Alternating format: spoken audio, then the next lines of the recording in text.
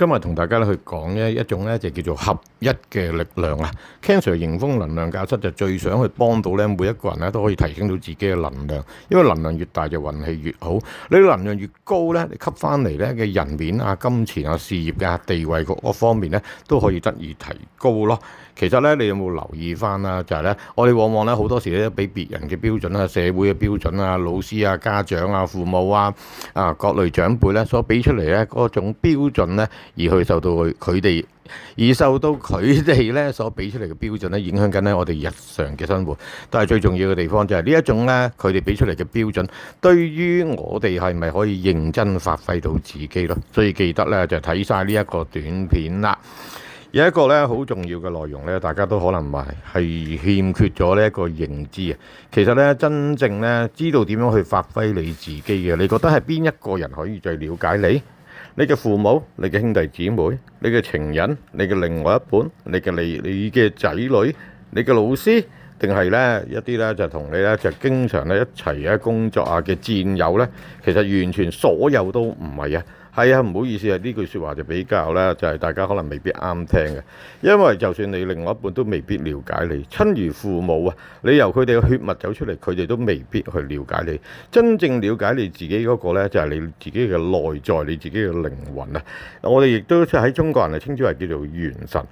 真正去了解你嗰個咧，其實真正係你自己，但係往往好多時咧，我哋咧就疏忽咗咧去了解自己。簡單啲咧，就冇同自己嘅內在合一，冇去聽自己嘅説話。因為如果你有認真去聽自己嘅説話嘅話咧，你就會發覺到咧，就係咧你自己咧，往往係揾到一個最合適你嘅路。咁可能有啲朋友會問啦，咁呢啲係咪一種任性嘅行為啊，或者思想啊？自己想點就點喎，咁咪冇咗一個標準。就係要放低個標準，因為我哋經常咧喺呢個社會嘅生活咧，永遠都係活在別人嘅標準，要在呢個社會嘅標準，活在呢個父母嘅標準。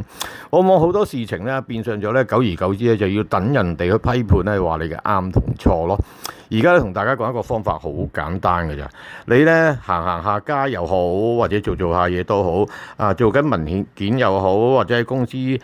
一個啦。工作緊都好啦，或者咧你喺度超緊或者喺度 hea 緊嘅時候都好啦，你突然之間咧有一種感覺、一種喜悅啦，就喺內心出現嘅話咧，而你發現下啦，呢種喜悅啊，呢種信息傳遞俾你啊，係咪一種一個真理咧？對於你係咪最有幫助，或者對於你可以發揮到你自己咧？第二樣嘢咧就係你係咪行緊一個咧就係一個喜悅嘅狀態咧？如果你感受到咧呢一個內容啊，呢個知識係一個喜悅嘅話，咁呢啲都係你自己嘅內在嘅靈魂咧，就同你嘅溝通。我哋有啲説話咧，就講緊咧，就係咧同呢個神去合一。其實咧，我哋每一個人喺心目中咧都有個神喺度嘅。呢個神咧就並冇任何宗教上面嘅框架。你可以選擇佢係觀世音菩薩，可以選擇佢玉皇大帝、如來佛祖呢個回教嘅穆罕默啦，又或者啦唔同嘅天使啦，又或者西方嘅基督啦，或者係天父啦，或者係聖母瑪利亞，任何一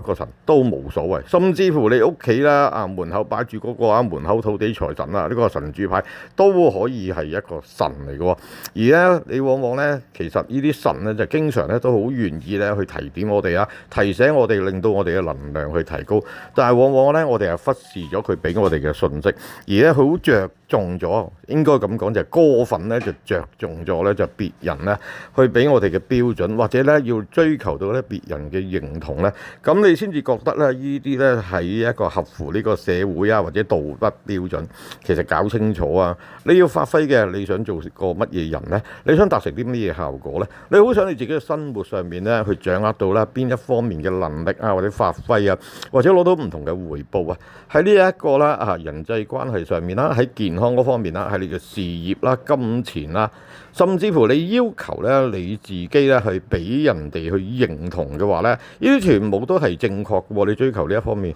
但係最重要嘅地方咧就係你有冇一個咧突出嘅地方咧。Ken Sir 好中意成日都講一句嘅，就係游水跑步就人做我做，咁梗係啦。游水跑步個人都係做同一個動作，但係點解有啲人可以攞到冠軍天下武功唯快不破咯，邊個跑得最快，邊個游水游得最快，嗰個咪就攞冠軍咯。跳水就最少水花嗰個就贏咯。所以其實最重要嘅係咪呢啲標準呢？如果你已經做緊嘅工作已經有其他人係行緊做緊佢嘅標準嘅話，你永遠呢都係叫做咩啦？跟人尾咯，執人口水尾咯。你永遠都係做緊人哋嘅翻版，除非你有一個好突破性咯。即係簡單啲咁講，Ken Sir 嘅所認知到嘅當年嘅跑100米呢就9秒9，咁而家就去到呢就係呢一個9秒5啦，即係不停咁去突破。如果你做同樣重複嘅嘢，你有冇一個突破位呢？如果唔係嘅話，你會唔會呢就聆聽下啦，或者聽下自己嘅內在呢，同你講啲乜嘢，或者應該係做啲乜嘢，或者行條乜嘢嘅路呢？其實呢，呢啲信息呢，經常呢都環繞住我哋嘅身邊，但係我哋有冇認真去聽呢？好簡單地呢，我 Ken Sir 睇過一本書咧，就叫《與神對話》，入面講及到一個好重要嘅地方呢，就係呢，其實呢，我哋好多時呢，突然間有種感覺，聽到呢隔離台喺度傾偈某一句説話，你就觸動到你，又或者呢，你聽下一首歌啦，隻首歌入面呢，其中一句歌詞咧，對於你好有 feel 嘅，又或者呢，你去啦呢一個啦睇電影又好，或者睇小説睇書都好啊，經常呢都會有一啲突然之間嘅靈感呢喺你個腦入面出現，或者喺書本某一句嘅句語啊，你覺得突然間好正係金句嚟嘅。其實呢啲呢，全部都係你嘅內在靈魂啊，而同你嘅合一嘅溝通咯。所以點解呢？經常呢都好多唔同呢有智慧嘅人呢都鼓勵我哋呢，人生係要不停咁去學習，因為喺學習嘅過程入面呢，你就會可以接收到呢，就係你自己嘅內在靈魂呢，就同你嘅溝通，即係簡單啲咁講，同你嘅神去溝通，並不是任何宗教一個神。你可以當佢係耶穌基督，你可以當佢係如來佛祖，你可以當佢係呢一個啦太上老君啊，乜嘢神都冇所謂。你自己覺得係咩神咪咩神咯。其實講真一句啊，所有嘅神呢個又分道教就太上老君，嗰個就基督教啊，另外天主教又耶和華，呢個就佛教如來佛祖觀世音菩薩有啲神仲橫跨幾個教嘅，真係唔夠佢撈做幾個角色啊，譬如觀音娘娘咁樣道教佛教都要揾埋佢幫手。好啦，講遠咗啦，翻轉頭講翻乜嘢神都好啦。如果你真係願意去同自己嘅內在溝通同埋合一嘅話咧，你必定咧係可以掌握到咧自己嘅人生方向、人生嘅路向。Ken Sir 係一個咧算命咧嘅專家，亦都係咧透過能量咧去幫人哋去改變同埋改善佢嘅未來。但係發覺到咧，其實咧其中一個咧最有效嘅方法咧就係同自己嘅溝通。嗱，呢一個係免費嘅，Ken Sir 亦都唔會為你哋收翻任何嘅諮詢費用。